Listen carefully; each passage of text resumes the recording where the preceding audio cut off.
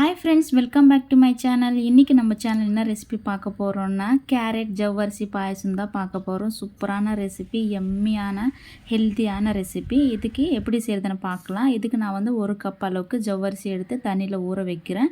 இது minimum 2 hours வரைக்கும் ஊற வச்சேன்னா நல்லா சாஃப்டாக நல்லா டேஸ்ட்டாகவும் வரும் பாயசம்.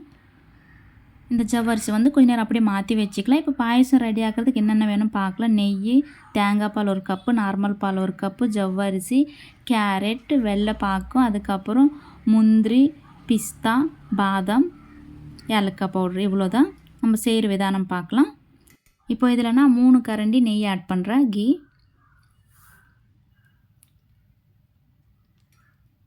கொஞ்சம் வெயிட் பண்ணலாம்.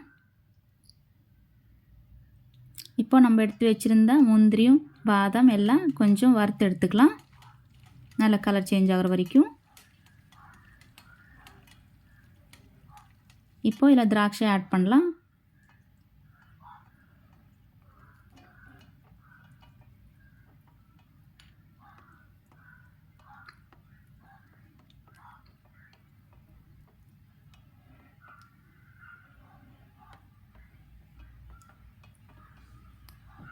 திராட்சை நல்லா உப்பி வந்திருக்கு. அதுவும் பாதாம் முந்திரி கூட கொஞ்சம் கலர் சேஞ்ச் ஆகிருக்கு. இப்போ நம்ம எடுத்து மாற்றி வச்சுக்கலாம்.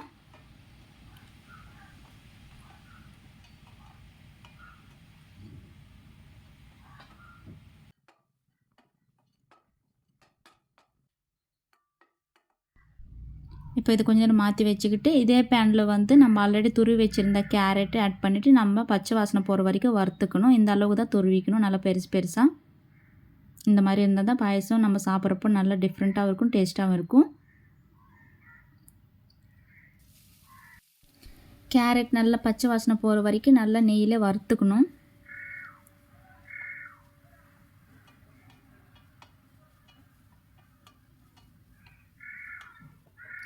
பார்த்திங்கன்னா நல்லா பச்சை வாசனை போய் நல்ல ஸ்மெல்லு வந்திருக்கு. இந்த ஸ்டேஜில் நம்ம இதை இறக்கிக்கலாம். இதை எடுத்து மாற்றி வச்சுக்க போகிறோம். பார்க்குறப்போ உங்களுக்கு தெரியும் நல்லா வெந்திருக்கு.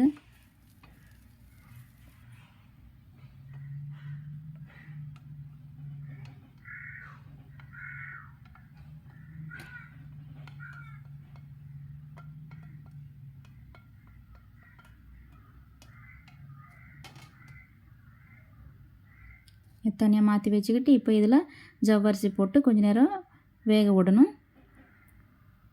ஆல்ரெடி ஊறிச்சு நல்லாவே. அந்த அளவுக்கு குக் ஆகணும்னு அவசியம் இல்லை. எப்போவுமே ஜவ்வரிசி கொஞ்சம் நேரம் ஊற வச்சாதான் பாயசத்தில் போடுறப்போ நல்லா சீக்கிரமாக வெந்துடும். அதே மாதிரி டேஸ்ட்டும் நல்லாயிருக்கும்.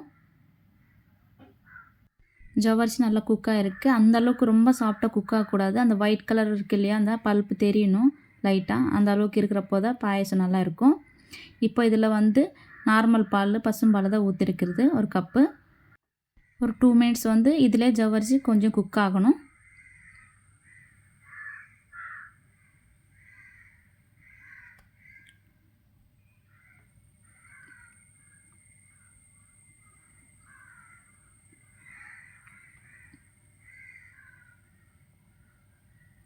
இப்போ நெக்ஸ்ட்டு தேங்காய் பால் ஊற்றுறேன். தேங்காய் பால் வந்து ஆப்ஷனல் தான். பட் தேங்காய் பால் ஊற்றுறதுனால பாயசம் டிஃப்ரெண்ட்டாக இருக்கும், செம்ம டேஸ்ட்டாகவும் இருக்கும். ஸோ அது உங்களோட இஷ்டம், ஆப்ஷனல் தான். பசும்பாலே வச்சுட்டு பண்ணலாம், அதுவும் நல்லாயிருக்கும். பட் இந்த மாதிரி ட்ரை பண்ணி பாருங்கள், செம்ம டேஸ்ட்டாக இருக்கும். இப்போ இதிலும் நல்லா குக் ஆகிருக்கு. 2 பாலுமே நல்லா மிக்ஸ் ஆகி நல்லா குக் ஆகிருக்கு.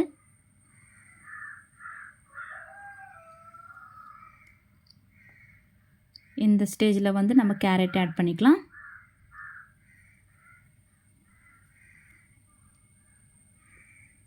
கேரட் கூட ஆல்ரெடி நல்லா ஃப்ரை ஆக்கி தான் வச்சுருக்குறோம். அந்தளவுக்கு குக் ஆகணும் அவசியமே இல்லை.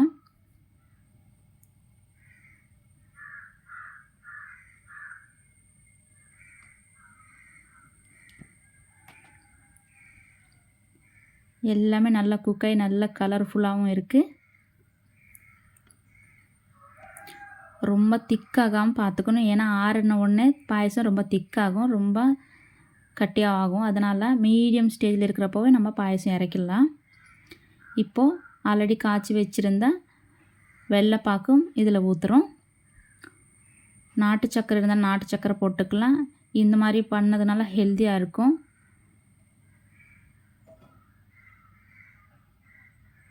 ப்ரௌன் சுகர் இருந்தால் ப்ரௌன் சுகர் கூட ஆட் பண்ணிக்கலாம். அது உங்களோட சாய்ஸ்.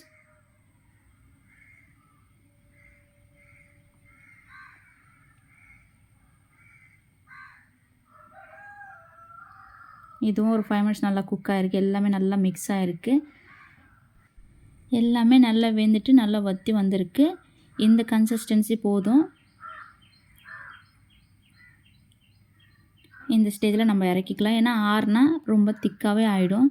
கொஞ்சம் தண்ணியாகவே இருக்கிறப்போவே இறக்கிடணும். நான் இப்போ டேஸ்ட்டு பார்த்தா செம்மையாக இருக்குது.